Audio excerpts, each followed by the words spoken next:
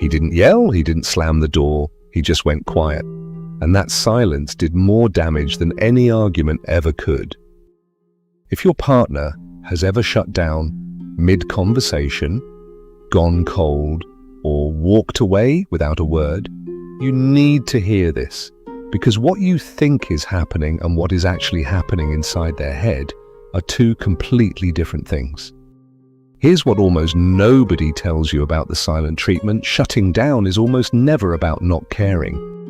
In the next few minutes, you're going to learn exactly what's happening inside a partner's nervous system the moment they stonewall you, why the harder you push, the further they retreat, and the one shift that can break this cycle before it becomes permanent. Stick around, because layer 3 is the one most couples never even realize they're stuck in. Before we get into it, if this pattern sounds familiar, we've put together a free resource called the 10-Minute Couples Check-In. It's a short guided reflection that helps you spot your communication triggers before they turn into a shutdown. Link is in the description. Grab it and come back, because it's going to make everything I say next click into place. Let's start with what's happening in their body, not their mind, their body. When an argument starts, most people assume both partners are processing it at the same speed. They're not. For the partner who goes silent, their brain isn't hearing a conversation about chores or feelings or where this relationship is going. It's registering a threat. Psychologists call this emotional flooding.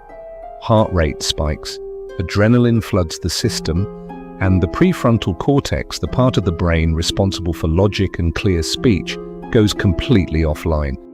So when they go silent, it's not a calculated choice to punish you. It's often a primitive survival response. They are freezing because their body thinks it has to. From the outside, they look calm or indifferent, or maybe even angry. But on the inside, it's chaos. They are not thinking, I don't care about this relationship.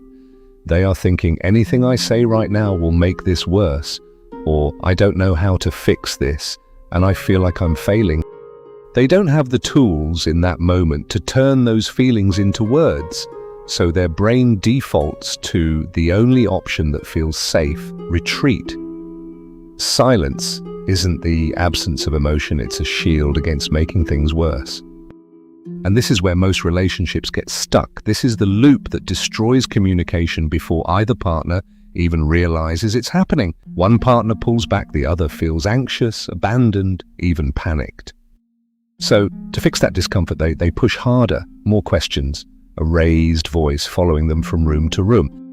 But to a flooded nervous system, that pursuit doesn't feel like love, it feels like pressure. So the distancer retreats even further, which spikes the pursuer's anxiety even more. At this point, you're not even arguing about the original issue anymore. You're both trapped in a loop. Psychologists call it the pursuer-distancer dynamic, and every attempt to reach them is accidentally pushing them deeper into hiding. For a lot of people, especially anyone raised in a home where conflict was explosive or love felt conditional, disagreement carries a hidden message. They don't hear, I'm unhappy with this situation. They hear, you are failing as a partner. And when that feeling of inadequacy gets too heavy to carry, shutdown happens. Pulling inward becomes a way to protect themselves from feeling constantly criticized or constantly not enough. It's not that your feelings don't matter to them, it's that their own shame has temporarily taken over, and shame doesn't know how to speak. And here's the tragedy in all of this. Both of you are living in the exact same moment and experiencing two completely different realities. To you, the silence feels like rejection, like punishment, like cruelty. But to them, that same silence feels like a sanctuary, a place to calm down before things explode completely. You feel locked out, they feel like they're barely holding it together. And because you're both interpreting the same silence in opposite ways, the distance just keeps growing. So how do you actually break this? It starts with one shift. You stop trying to force a resolution while emotions are still at their peak. The goal in that moment isn't to get them talking again immediately. The goal is to lower the threat level. When you stop chasing a response in the heat of the moment and instead give space with a clear timeline to come back to it, you're giving their nervous system permission to stand down. Real communication doesn't happen at maximum pressure. It happens when both people finally feel safe enough to put the walls down. If you recognized your relationship somewhere in this video, that's actually a good sign, because it means you can name the pattern.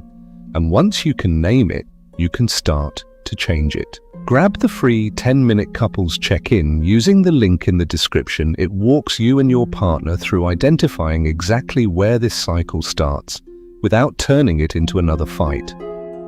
And if this helped you understand your relationship a little better, subscribe, because we break down one pattern like this every single week.